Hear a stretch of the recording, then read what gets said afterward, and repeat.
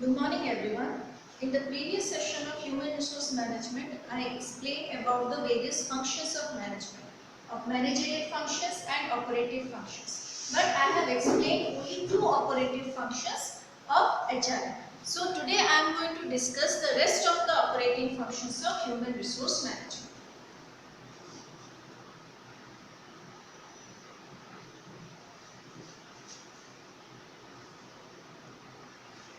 In the previous session, I discussed about the main two operative functions. First one is that employment and the second one is HRD. And today I am going to explain the third function which comes under this category. That is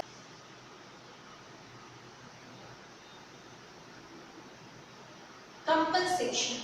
So what does compensation actually means? Compensation means paying the right amount of money or giving fair remuneration, adequate remuneration to the workers and the employees who are working in an organization.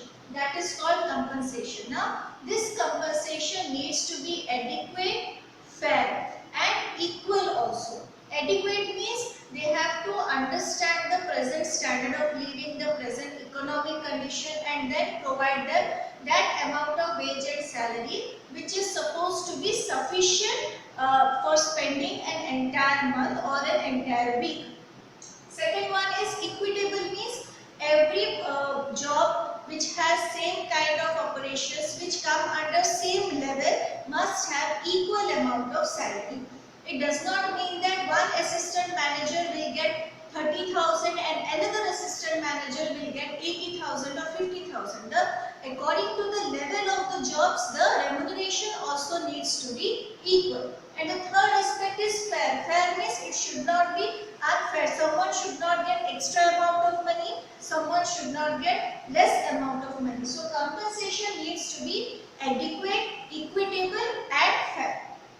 So under compensation also there are various functions. So the first one is job evaluation.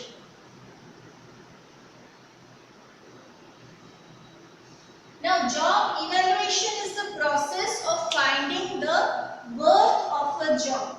Worth means worth in terms of money, monetary terms. We are going to find the value of the job in terms of money. So how we are going to find this value of the job? We need to understand the activities done under a particular job. What are the requirements? What are the job specifications, job description?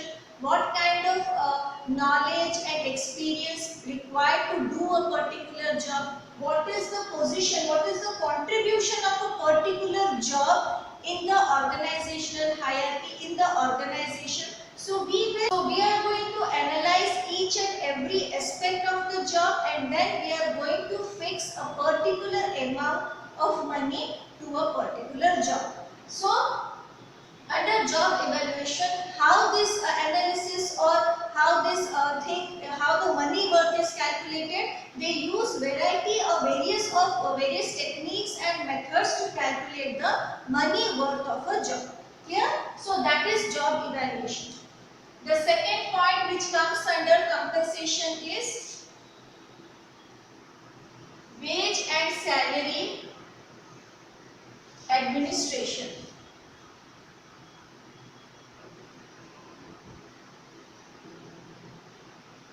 So, wage is basically given to the workers and salary is given to the employees. So, wage and salary administration means creating a wage and salary system and operating it in an efficient and effective manner.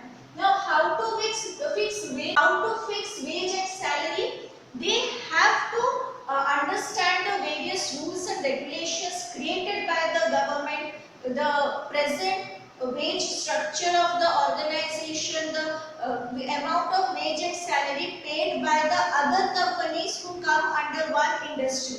So they have to go through each and every aspect and then they have to create a wage and salary system. Clear? Now the third point under compensation is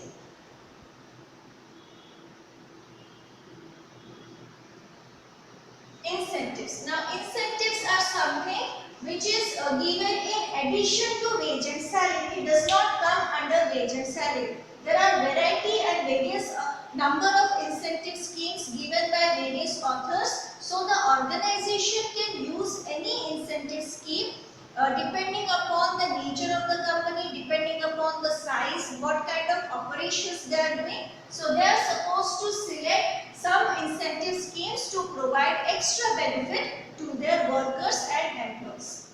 Now the fourth point which comes under compensation is bonus. Now here bonus is given to the employees, to the workers. This is some extra amount of money, like in India they give Diwali bonus. During the time of Diwali, bonus is given. So there is a bonus act prepared by certain authorities, and according to that this bonus is provided.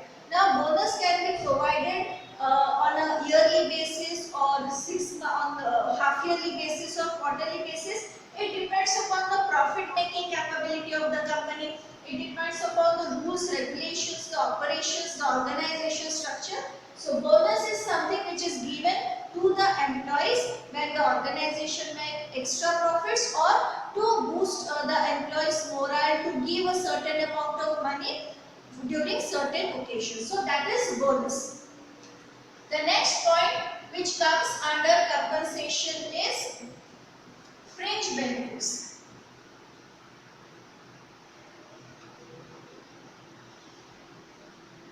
Now these are the benefits in form of canteen facility or health facility. These are certain facilities which are given to the workers and employees to meet some kind of contingency.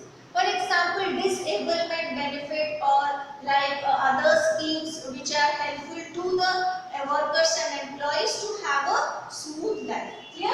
So they can provide canteen facility, transportation facility, education to the children of the workers and employees. So all these things come under fringe benefits. Now the next part here is, after fringe benefits they involve social security measures. Social security measures here include like pension, gratuity. Now the people, the employees and workers who have given so many number of years to the organization, and after retirement they need to have certain kind of benefit so that they can live their life without working. So the companies can create pension funds or gratuity to support these employees even after retirement, or even after any kind of incident that creates disablement or any other harm to the employees. So these are the various ways through which a company compensates the employees and the workers. So this is the compensation function which comes under operative function. Now the next function which comes under operative function is human relations.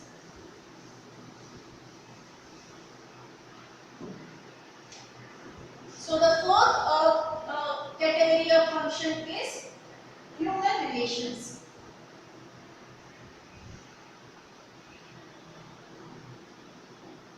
So in the beginning of the chapter I explained that every organization needs to maintain human relation so that the work can be done in a proper manner. Employees can work as a team, as a group, and they can collectively achieve the organizational objectives. So human relations is very important, is one of the important functions of HR.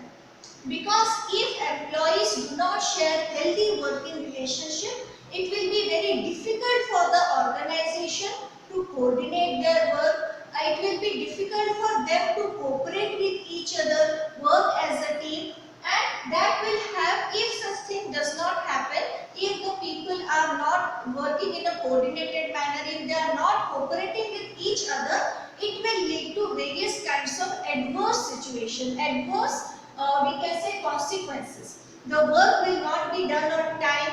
It will affect the time period within which the work is supposed to do. So ultimately it will hamper various other functions of the organization. So maintaining and creating healthy working relationship is one of the major function of HR. So how they can create healthy working relationship between the employees? They can involve various kinds of activities. Okay, like first of all, they need to understand the personality, perception, these kind of things. They need to first have incorporate various models of personality, perception, attitude and various things so that they can actually understand the nature, behavior of an employee and how an employee can effectively coordinate with the team member, with the group members. Okay. Now they need to also focus on developing communicating skills so that they can communicate with each other and maintain and create healthy working relationship. So like I said, no working relationship can be maintained or created if there is no communication. Two employees need to communicate so that they can understand each other, so that they can understand each other's point of view, they can work with each other harmoniously and without any kind of conflict. So first of all, they need to incorporate various models of personality, perception and other things. Focus on communicating skills so that healthy working relationship can be created and maintained. So the next aspect they are going to focus is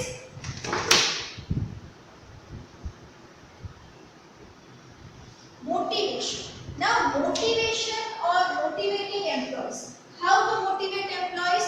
Encourage them to work as a team, to work as a group, show them the benefits of working as a team or a group. That is very important.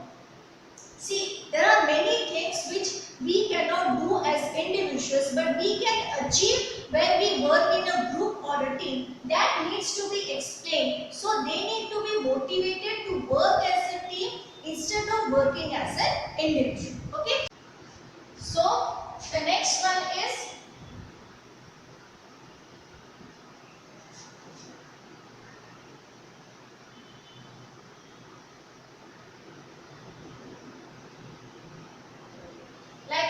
we cannot focus on creating relationships, healthy working relationships until and unless we have good communication skills. So the employees must develop within themselves communicating skills with the help of the management or with the help of the employee. So they need to focus on creating and developing communicative skills so that workers and employees can communicate with each other, they can understand each other's situations and problems. Okay. So the next point which comes under human relation is redressal of employee grievances. Now employee grievances basically here means the problems which are faced by an employee within an organization. Now these problems may be related to any other particular employee or working condition or anything. So these grievances affect the performance of an employee. See, when you have certain kind of issues within an organization, that stays in your mind and affects your performance in a negative way. So in order to encourage employees to focus on their performance, the organization needs to redress the they can solve the various problems, the grievances of the employees. So if there is conflict between two people, it needs to be solved as quickly as possible so that it will not create a huge conflict. So these are the things which comes under human relation, which are necessary to create healthy working relationships between the employees. Okay. Now let's move on to the fifth function of operative function.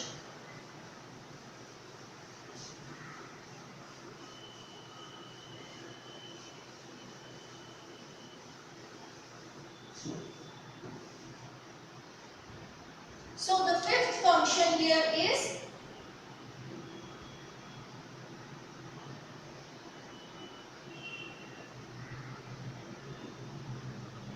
industrial relations.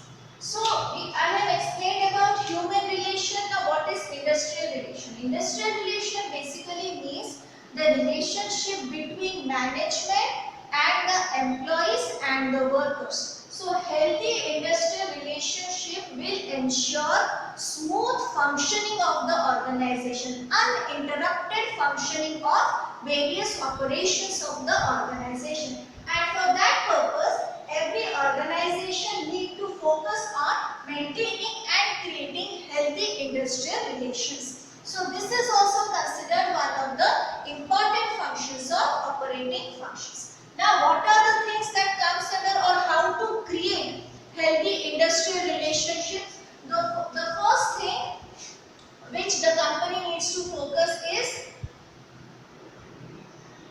collective bargaining.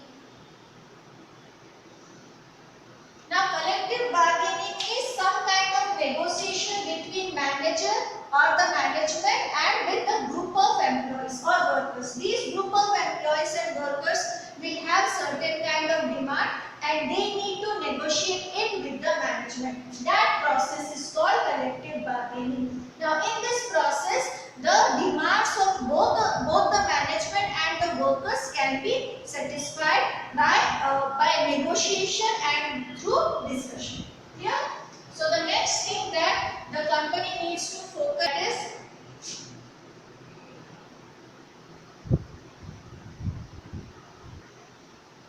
quality circle. Quality circle means they can create a group of people and that group of people can discuss about their conflicts, how to resolve the conflicts. They can discuss how to perform in a better way. They can give new suggestions which can help the organization to make certain changes, modifications, or discussion regarding making a product better or making the working condition better.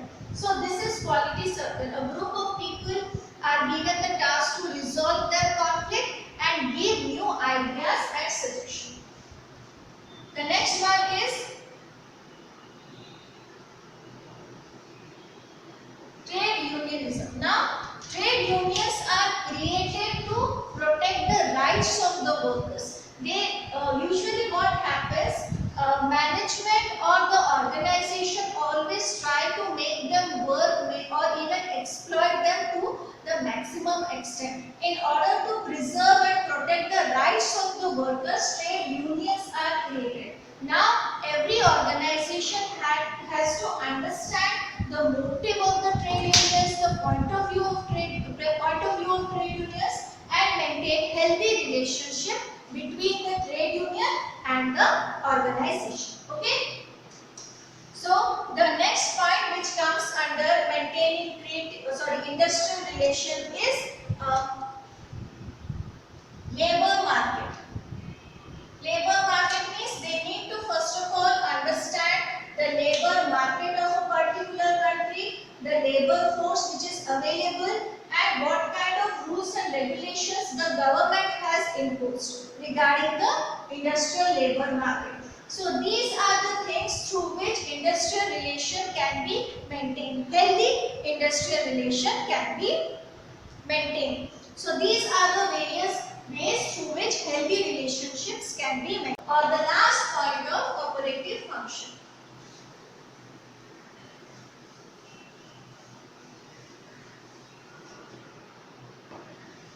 The last point basically means here